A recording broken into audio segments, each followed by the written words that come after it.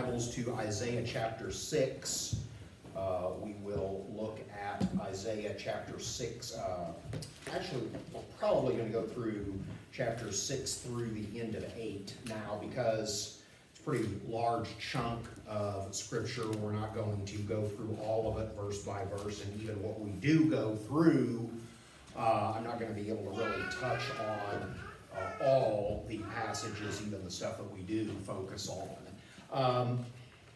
So last week we introed Isaiah and we talked about the importance of faith in God and really the situation that the Israelites found themselves in because of generations, really, of disobedience. And in fact, this lesson has a pretty strong tie-in to the Sunday school lesson today, because all the way back in Deuteronomy, Moses was telling them, and really God speaking through Moses was telling them, look, this is what's going to happen. There's going to be major disobedience. There's going to be all of these issues. Well, fast forward several hundred years, and that's what was going on. The nation had really forsaken its relationship with the Lord. We fast forward a little bit here, a few chapters. We skip a few chapters to Isaiah 6, and it's here that Isaiah is officially commissioned in his work as a prophet. And as we look at chapters 6 through 8, we're going to see two big themes in these chapters. And really, these themes run pretty strongly throughout the rest of the book. The book's going to stay in a more historical setting for a little while, and then as we near the end of Isaiah, it's going to transition into more real prophecy, more stuff about what was far beyond the scope of in this particular context at this time in history. We're going to get a little bit of that even in the passages, some of the verses for today. The big two themes, though, are faith in God and how central that should be to, in this context, the Israelites, but really to us, if we profess faith in Christ, how centric faith should be, and then really, if we claim that, how the importance of God being the ultimate foundation of obedience, reliance, faith, and just how important it is that in times of trials, tribulations, whatever is going on, that as believers, our first, the individual to whom we should always be going to first is God, and how important that is. So let's just jump right in here because we've got quite a bit to cover. This is going to be the first 13 verses in Isaiah chapter 6. So, it says, in the year of King Uzziah's death, I saw the Lord sitting on a throne, lofty and exalted, with the train of his robe filling the temple. Seraphim stood above him, each having 6 wings. With 2 he covered his face, and with 2 he covered his feet, and with 2 he flew. And one called out to another and said, Holy, holy, holy is the Lord of hosts. The whole earth is full of his glory. And the foundations of the thresholds trembled at the voice of him who called out while the temple was filling with smoke. Then I said, Woe is me, for I am ruined, because I am a man of unclean lips, and I live among a people of unclean lips. For my eyes have seen the King, the Lord of hosts. Then one of the seraphim flew to me with a burning coal in his hand, which he had taken from the altar with tongs. He touched my mouth with it and said, Behold, this has touched your lips, and your iniquity is taken away, and your sin is forgiven. Then I heard the voice of the Lord saying, Whom shall I send, and who will go for us? Then I said, Here am I, send me. He said, Go and tell this people, keep on listening, but do not perceive. Keep on looking, but do not understand. Render the hearts of this people insensitive, their ears dull, and their eyes dim. Otherwise they might see with their eyes, hear with their ears, understand with their hearts, and return and be healed. Then I said, Lord, how long? And he answered, until cities are devastated and without inhabitant, houses are without people, and the land is utterly desolate. The Lord has removed men far away, and the forsaken places are many in the midst of the land. Yet there will be a 10th portion in it, and it will again be subject to burning like a terebinth or an oak whose stump remains when it is felled. The holy seed is its stump. Okay, a lot going on here. We'll try to hit the highlights and get what's important here. So we see in chapter 6, Isaiah is officially commissioned.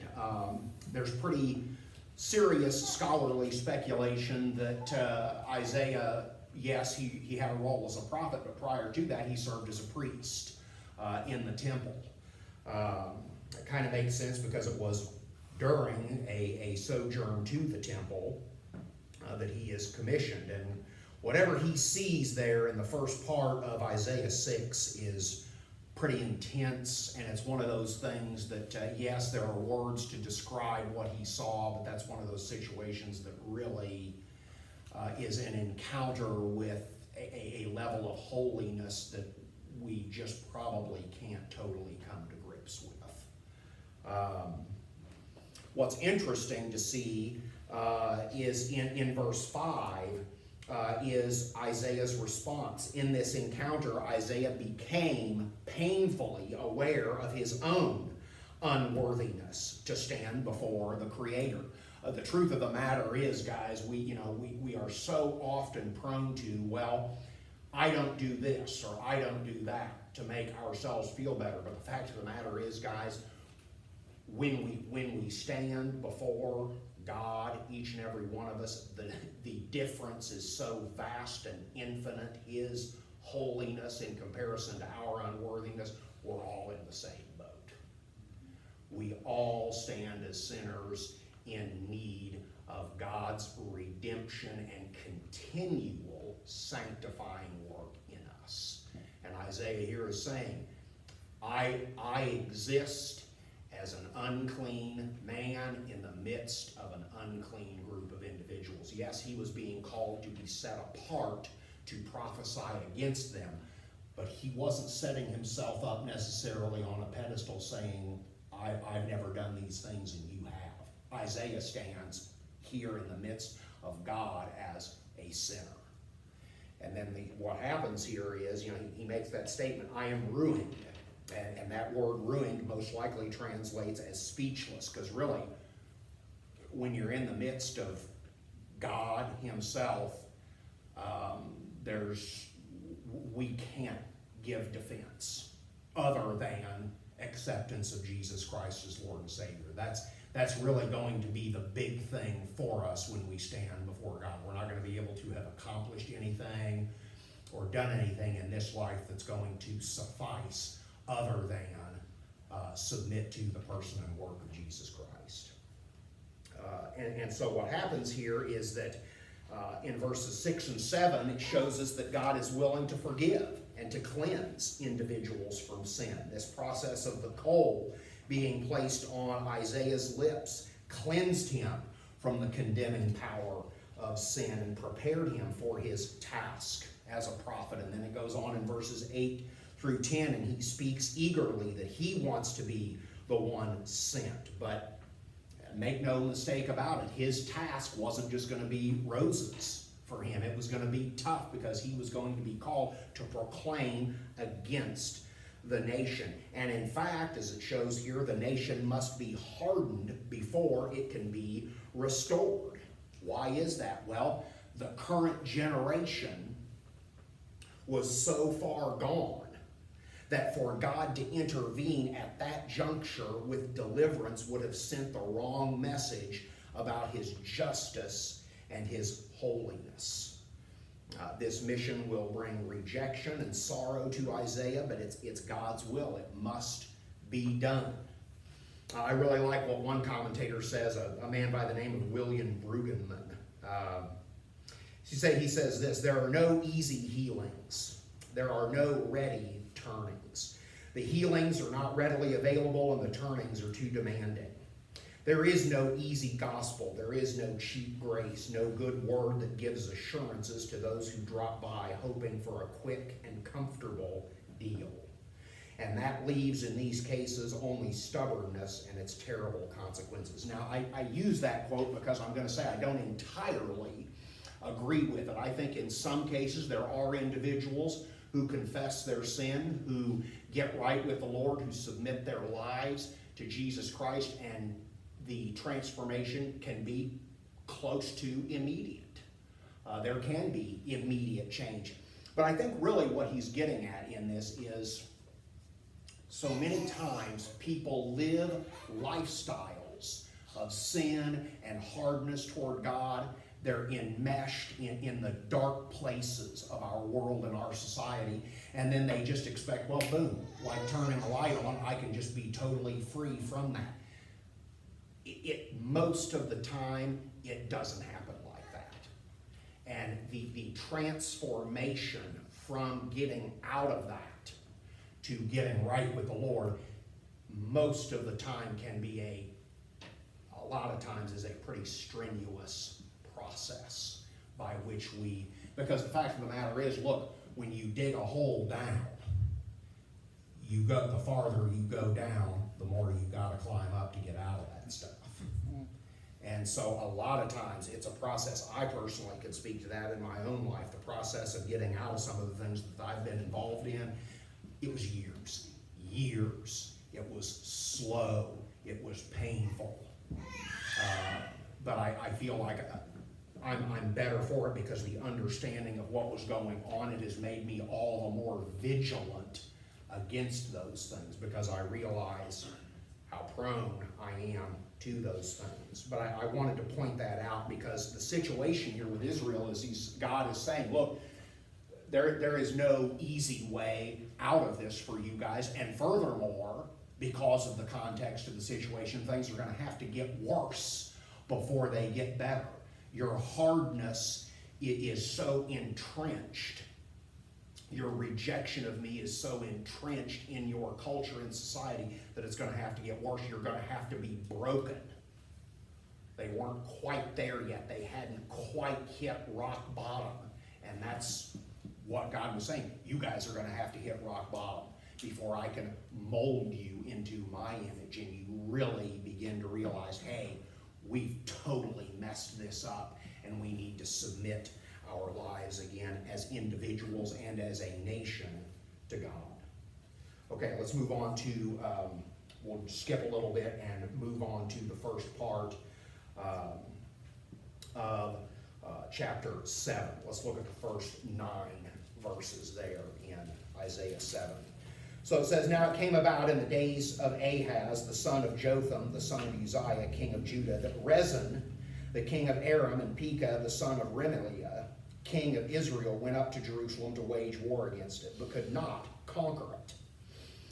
When it was reported to the house of David, saying, the Arameans have camped in Ephraim, his heart and the hearts of his people shook as the trees of the forest shake with the wind. Then the Lord said to Isaiah, go out now to meet Ahaz, you and your son Shear-Jashub, at the end of the conduit of the upper pool on the highway to the fuller's field.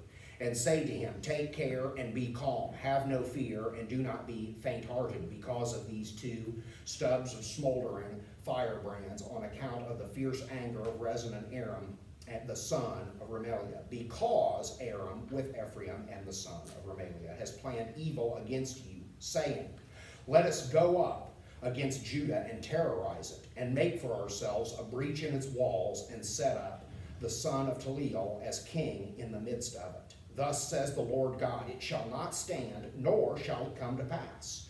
For the head of Aram is Damascus, and the head of Damascus is Rezin. Now, within another 65 years, Ephraim will be shattered so that it is no longer a people. And the head of Ephraim is Samaria, and the head of Samaria is the son of Remaliah. If you will not believe, you surely shall not last. Now, it's passages like these where people get through that and they're just like, what the heck is going on here? All I saw was a lot of words. There's some dudes. There's maybe a little bit of conflict. What's going on here? Well, okay. The situation relayed here is essentially this. And really, the important parts of this, yes, there's some political and military intrigue going on here, but the most important parts of this is what God is saying to Ahaz through the prophet. Because what he's saying there is pretty simple. Okay, so there were these two guys, Rezin and Pekah. Assyria was a pretty serious threat at this time. These two guys get the great idea, hey, we're going to fight Assyria, and we need Ahaz's help. So we're going to pressure him and put the city of Judah that area under siege. And if he doesn't capitulate to our demands, hey, we're just going to take it over and put a puppet that we choose, this Talil dude, in his place, so we get what we want. Now, as a side note, the dumb thing here is never fight an engagement on more fronts than you have to. I don't know why they chose to do that, but it is because they didn't choose wisely that this situation had presented itself. And essentially, during all of this, God tells Isaiah, hey, go find the king. This is where he's going to be. And gives him pretty precise details. You're going to find him here. So Isaiah and one of his sons go, they find the king. And they essentially tell Ahaz, don't do anything. Don't do anything. All of your planning, you've probably talked to your different advisors, you've talked to this group of guys, you probably have 2 or 3 different options that they've told you. God is telling you, don't do anything. These two guys think they're hot stuff, but really the situation has played itself out. The situation is ripe for collapse. All you've got to do is trust in me. Don't go talk about it to other people. Don't depend on other people. Don't depend on your military prowess or what you think is your military prowess. Depend on God. Don't do anything else, but depend on God. That's all they needed to do, was wait and have faith. Unfortunately, that's not what happens. Let's go on here and look at verses 10 through 17. So, then the Lord spoke again to Ahaz, saying, ask a sign for yourself from the Lord your God. Make it deep as Sheol or high as heaven. But Ahaz said, I will not ask, nor will I test the Lord. Then he said, listen now, O house of David. Is it too slight a thing for you to try the patience of men, that you will try the patience of my God as well? Therefore the Lord himself will give you a sign. Behold, a virgin will be with child and bear a son, and she will call his name Emmanuel. He will eat curds and honey at the time. He knows enough to refuse evil and choose good. For before the boy will know enough to refuse evil and choose good, the land whose 2 kings you dread will be forsaken. The Lord will bring on you, on your people, and on your father's house such days as have never come since the day that Ephraim separated from Judah, the king of Assyria. So, Ahaz doesn't do the right thing here.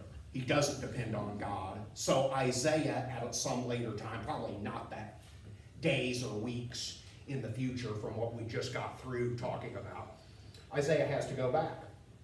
So he returns to the king, and the Lord, through Isaiah, allows for something pretty unique here.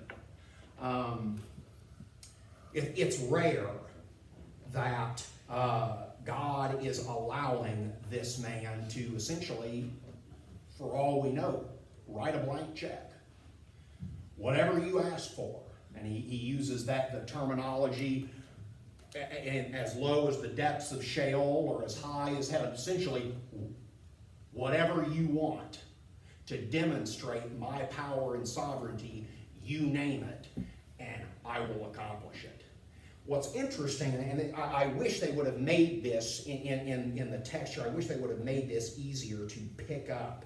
You wouldn't know this without doing some research, but Ahaz, his statement there about I'm not going to test the Lord, that's a sham. That is false humility. What he's really communicating is, I don't want to be put in a situation where my ultimate dependence has to be on God. So I'm not going to get into this whole thing. I'm going to run from this situation. I don't want to see God accomplishing my wish and performing what may likely have been a miracle, because then that would mean, hey, God has done this, and I would have to rely on him. Essentially, Ahaz wants to continue to rely on secular, worldly powers. This is a rejection of God and his power. Now, again, God, of course, he sees through this. And he essentially says, okay, you're going to get a sign anyway. You're going to get a sign anyway. Now, important to note about verses 14 through 16, where it's dealing with the child Emmanuel. This stands both as prophecy for the far future, because we know that this had its ultimate fulfillment in the person and work of Jesus Christ. But also, we can't forget that this is one of those times in Scripture where prophecy had more than one instance or type of fulfillment. And the initial fulfillment of this was pretty immediate, because it is much more than likely that the child here was one of Isaiah's children, or more likely, one of the king's kids. One of Ahaz's children had been named Emmanuel. And what that means, of course, is God with us. And that is meant to serve simultaneously as a source of joy and hope for those who had remained faithful to God, and as a source of apprehension and fear for those who had rebelled. And of course, as we know, Ahaz was one of those. So he's essentially, there is a child here serving as a reminder of how important it is to remember, hey, God remains supreme. I think that the notion there, the implied statement to Ahaz from Isaiah, really through God, from God speaking to Isaiah, is, hey, you're not in control, man. You may think you've got this situation wrapped up, and you may know what's going on and have all the ins and outs. No, I am in control. And the best thing for you to do is submit to me. Guys, listen, I've said this before, and I hate to beat a dead horse, but listen, the safest place for each and every one of you to be, the safest place for you to be in life is in the will of God for your life. Outside of that, things can get pretty dangerous pretty quick.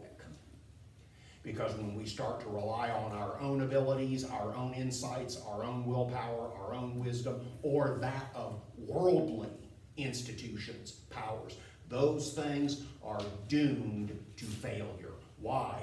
Because they are institutions and individuals of this world, and what do we know about this world at the most fundamental level? It's depraved.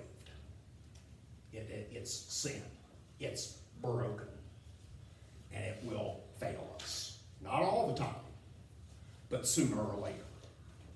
Perfection, flawlessness is found only in God. Okay, so Isaiah tells Ahaz that because of his unwillingness to trust God, Judah was going to be caught up in this as well. He said, well, hey, I gave you a chance to steer clear of this. You had the opportunity to do nothing other than place your faith in me. Now, I don't want to gloss over that, because the situation was pretty tense. I've never been in a situation like that, but I imagine that's pretty tense when you've got some superpowers coming against you and there's a siege going on. But nevertheless, the solution was pretty simple. And Ahaz copped out of it. And he said, well, okay, because of that, there's going to be consequences for what you've done. And now you're in it. Judah is in this thing. You'd be caught up. Judah was going to be caught up in the destruction as well. Now, what's interesting here also is that Isaiah preserved this prophecy with his followers, with those who had remained faithful to God, because it was going to be 700 years before this sign reached its ultimate fulfillment. And that's what's so amazing, I think, about passages like this, is we see God working in dual places in time. See, that's what's so fascinating about God, is he operates outside of what we know as space and time.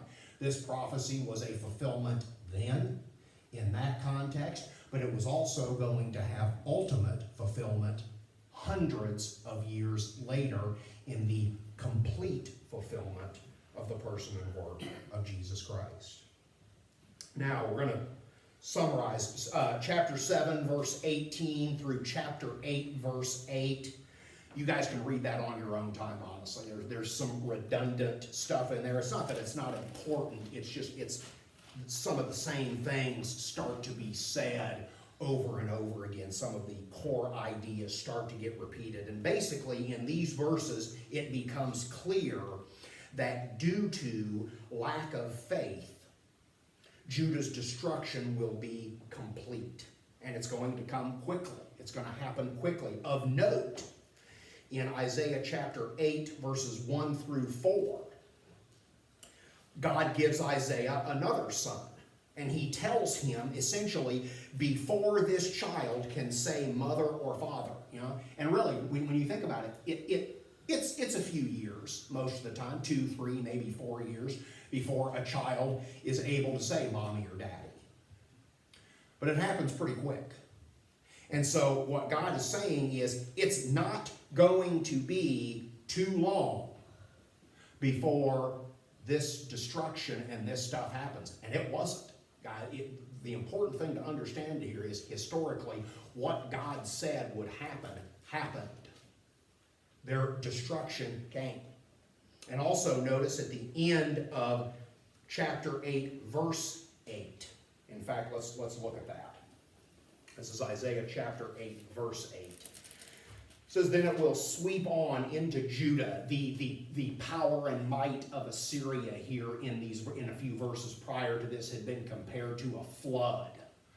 And as you guys know, we've got some flooding going on up north of us. The power of water is no joke. And so God was describing this destruction that would come upon the land of Judah, and was describing what Assyria would do to them in terms of a flood coming into an area. And a lot of times when a flood comes in, destruction is total, just about. A lot of times if water's moving fast enough and there's enough of whatever it comes into contact with is blown away like grass. It's amazing.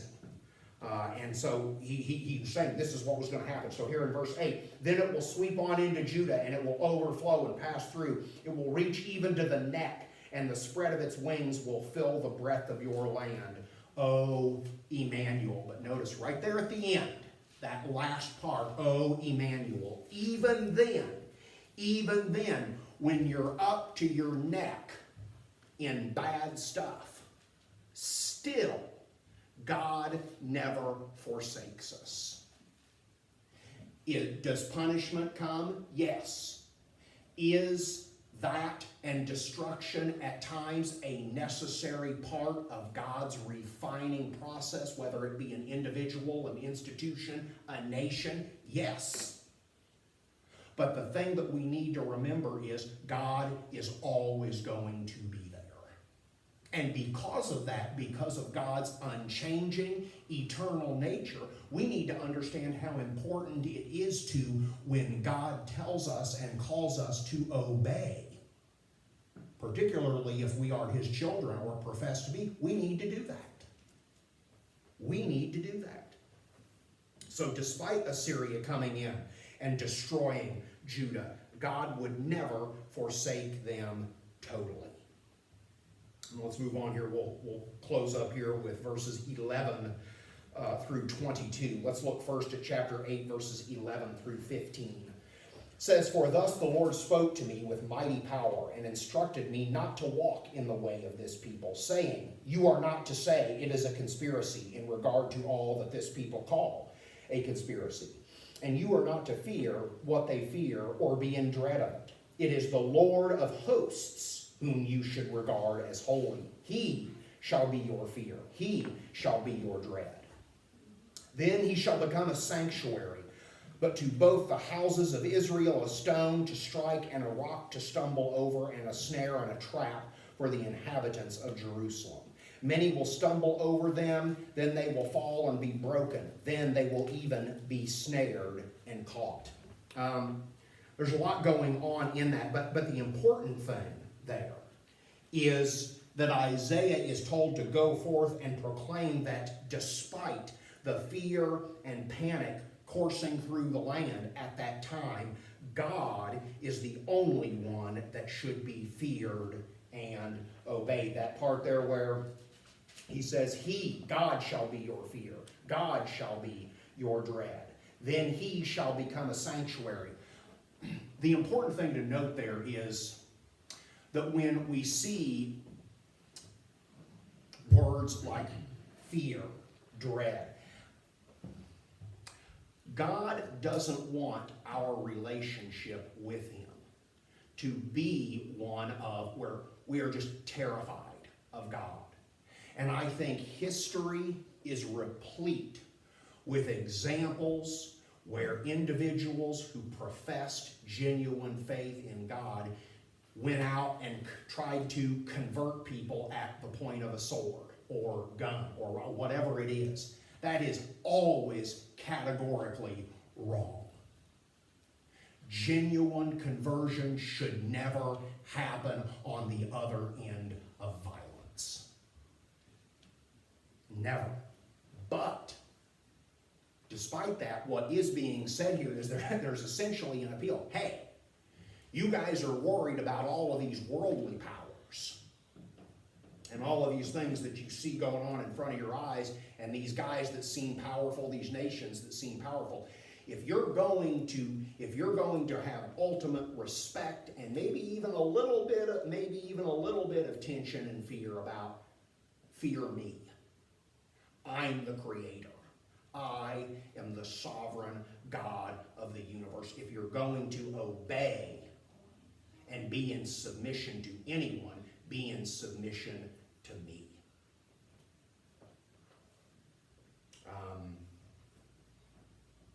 And that's right. Let's close, and then I'll make a closing comment. We don't have too much time here. Let's close with verse 19 in Isaiah chapter 8. Now, in this context, he's talking about something a little bit different. He says, when they say to you, consult the mediums and the spiritists who whisper and mutter, should not a people consult their God? Should they consult the dead on behalf of the living? Now, in that context, yes, he is saying something about the danger of consulting particularly people who claim to be talking to the dead. There's a danger in that. Why? Because we don't communicate with ghosts. I've said this before, I'll leave it at this. Anytime you've got anybody talking about, hey, I'm communicating with a ghost, or I've had an encounter with a ghost, much more than likely what they're encountering is demonic activity. So there's that. But the key message, I want to close with this, the key thing here that he is saying is, look, you guys are willing to talk to what you think is dead people before me. You're willing to go to the oracles. You're willing to go to the voodoo people before your God, before the God. I mean, really, this is a brief but powerful condemnation on God's children. He's saying, I talk about this how many times, guys. This is a serious struggle, I think, for us all, because how many times when stuff hits the fan and we've got, things get hot and heavy, and we've got A, B, C, D, E, and we've got multiple individuals, groups we can go to, how many times do we go to 3 or 4 individuals, friends, family members, whatever, before we even remember, oh, wait a minute, I didn't go to God about this. I've been hit with that pretty hard several times in my life. And that is something that takes effort. It really takes effort to be faithful and obedient to the extent that just boom, if something happens, boom, I'm going to the Lord. There's this situation now. Do we have to pray every time every decision, literally every decision that we make? No. But more often than not, if there is a question in our mind about, man, I really need to go to somebody about this and talk with somebody about this, before even doing that with an individual, go to God. Go to God. And the irony there of that phrase, should they consult the dead on behalf of the living? I think the real irony, the wordplay there that's occurring is, to them, they are doing that because to them, God is dead. God is unimportant. God has been pushed to the fringe. When in fact, what he is saying is, these individuals are consulting things that don't exist and are not living. I am the one true living God. I am the benchmark, guys. I am the denominator that brings it all together. I am the common denominator. I am the one that you need to have faith in. And that whole thing that I mentioned in my prayer request time, I got to thinking about that more. And yes, it's bad. It's bad for the church because there are so many individuals now that it's not an excuse for people to not attend church and be involved in fellowship. But the truth of the matter is, the church is giving the world a lot of ammo. And it really agitates me. Now, I've got to be careful because I've been in realms and I've looked at stuff and I've been places where I shouldn't be. As a minister, as a pastor, I'll confess it. But what bothers me is you've got guys who take their eyes off of God and they think, I'm going to depend on myself. Oh, look what I've done. Look at how predominant and look how popular this ministry that I have created is. I've got all this power. I'm hot stuff. I can do these things and do some of this stuff and not get caught. I mean, this situation with Bill Hybels, for crying out loud, it is fact that the man was inviting on conferences and trips. He was inviting young women up into his room during seminars. While conferences and stuff were going on, he was doing this stuff.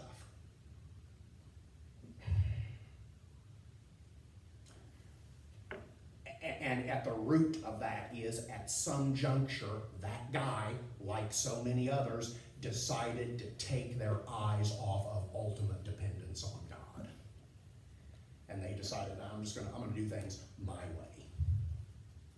I'm going to obey here, here, and here, but down here, I'm going to have my own pet sin and my own little thing going on the side.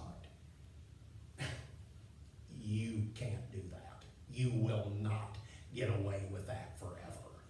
And the sad thing is that yes, he suffered for it. He had to resign from his ministry, but the ramifications just explode out. We don't live in a vacuum. Our relationship with God, and more to the point, when we choose to ignore that and go our own way, we will suffer the consequences. But just as in the book here, it wasn't about Isaiah's issue. Yes, Ahaz was part of the problem. But this was the prophet really addressing the entire nation through the head guy. It wasn't just about Ahaz. It was about a systemic rejection of God from thousands and thousands and thousands of people. And the same doggone thing is going on today. It is a systemic rejection and refusal to submit to and ultimately place faith and obedience in God. And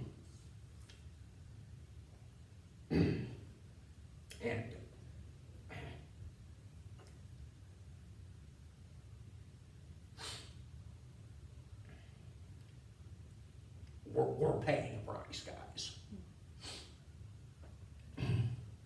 We're paying a price. And my plea would be, I think more than anything, is take this seriously. Really. Take this seriously. A lot of times you get into Old Testament stuff and you think, that happened hundreds and hundreds of years ago. That's not really relevant. Let me tell you something. What is going on in Isaiah 6 through 8 is extremely relevant for us today. Because it stems from disobedience and a desire to do things our way versus God's way. Let's pray. Lord, we just thank you so much for this day, for the opportunity, the freedom that we have to gather here. Lord, I pray more than anything that, as I said, that we would take this seriously. That for those of us who profess faith in you, that we really would look at our lives and understand that you are calling us daily to obedience and faith in you. Obedience to your commands, obedience to living righteously, living according to your word, depending on you and the promises that you have, your will for our lives, not what the world says we are, what the world says we can be or says we can have, says we're entitled to this, that, or the other. First and foremost and continually in our lives, we should be going to you, God, above and beyond anyone or anything else in this world. So I pray for those of us who have submitted our lives to Jesus Christ that we really would look at that and take stock of where we are in our relationship with you. Most importantly, I pray if there is anyone here today who has not made that decision for you, if there's anyone here who's saying, well, I've done some things I haven't obeyed God because I haven't placed my faith in Jesus Christ. I pray that individual would understand that even though you have done some things to us as your children, there has been punishment, there has been hardship. Ultimately, God, you have not and will not ever forsake us. In fact, you loved each and every one of us so much that you sent Jesus Christ specifically to die for us. And that through his sinless life, through his shed blood on the cross, through his resurrection, the condemning power of sin and its consequences were conquered forever. And that new covenant in Jesus Christ and his person and his work was established. I pray if there is anyone here today who has not made that decision, that they would do so during this time of invitation and submit their lives to you. We ask all this in your name.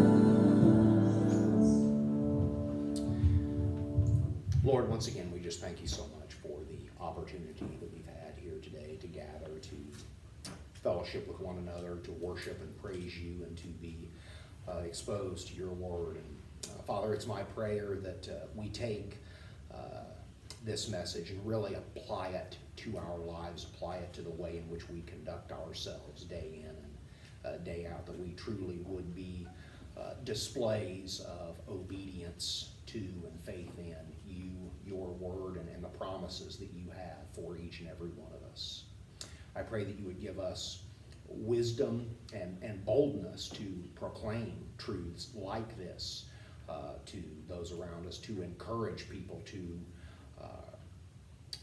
revitalize, reinvigorate their faith in and commitment to you, Lord, that there truly would be a resurgence in this land of obedience to you and your word and evangelism, the spread of the gospel message. We ask all this in your name. Amen.